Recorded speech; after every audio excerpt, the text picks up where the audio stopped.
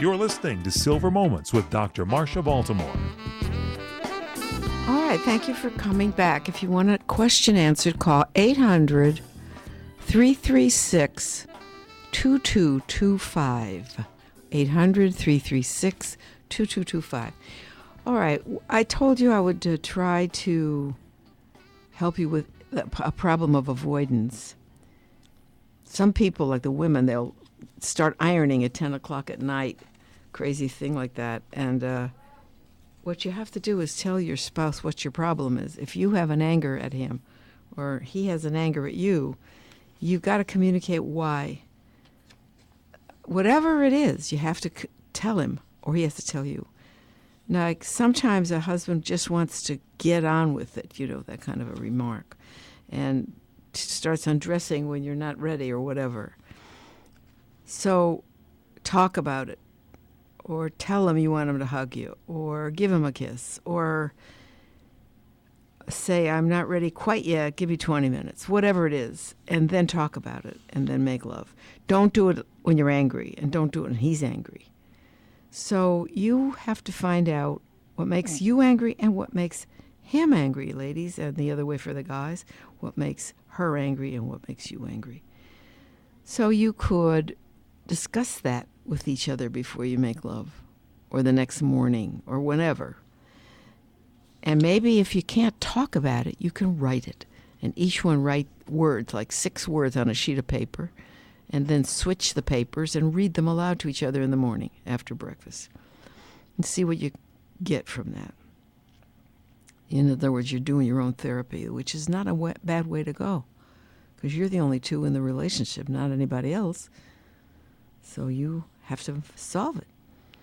Now, on a heavier side, on a heavier note, if a person has a serious illness, there may be a reason to find a form of body position that leads to easier control by the person with the illness.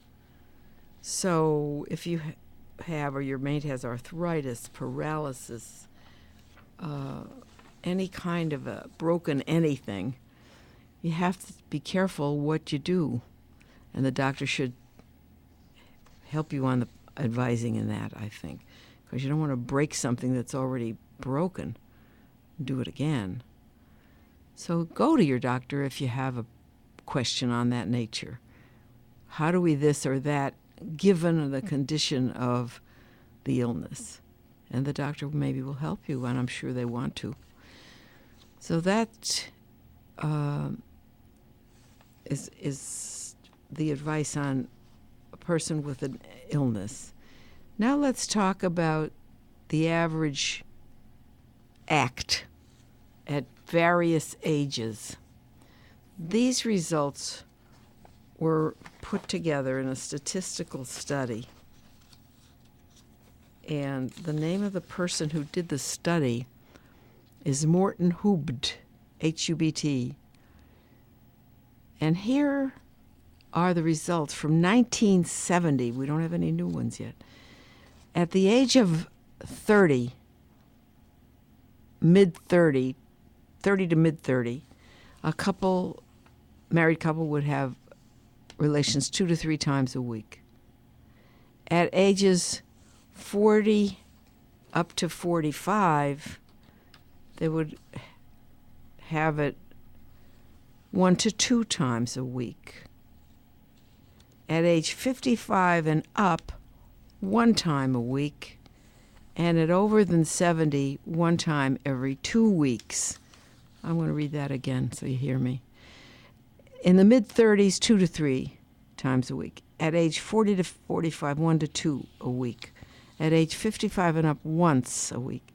And at over 70, once every 2 weeks. Now, that's not everybody, but that's the average. And they did that study, Morton Hubt, and it's in this book called Is There Sex After Marriage? It's not related to marriage, it's related to age. So what you have to understand, you don't have to be an athletic champion to do this. What you have to do is discuss your needs with your mate and your doctor if it's a problem, like I said, with arthritis or broken bone or something like that. And this mate has to know. So I think you should consider that with your doctor and with your mate, and then you'll feel better about it. And everybody's in the same boat. And people may not want to admit it. They want to be athletic or whatever. But that's the average of the nation that I read you. Okay, so don't feel you have to mark it, and become an athletic champion for that. That's not what it's all about. Now, let's talk about a very serious motive for withdrawal. This is so serious, I can't even believe I'm reading it, but it's from the same book, Sex After Marriage. When people withdraw at age 70, it has nothing to do with the mate. It has to do with a fear of death. That is a strange statement, but that's what it's about. Because with sex is life, and when it's not there, it's closer to death. So people take it in two ways. They're afraid of death, or they want to have the feeling of life while they're alive through sex.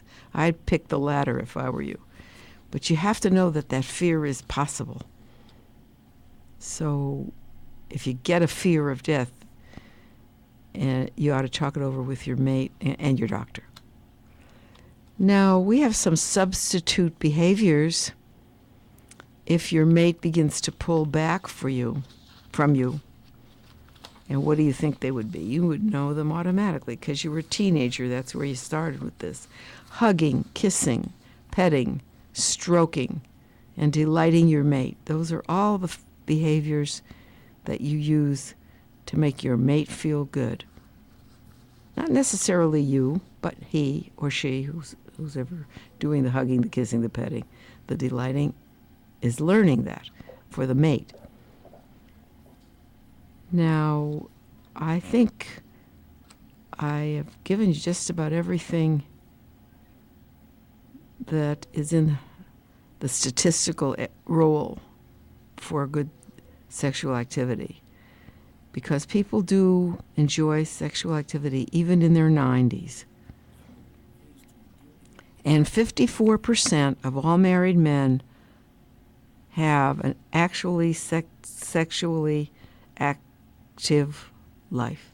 54%. And women enjoy them as well because they like to please their mate and they like to feel life, which is what sex is about. To feel life. It creates life. You've done that if you're parents. And it makes you feel better about life over death. Because that's what it's for, to create life. Now I have some other things I'll talk about after the break.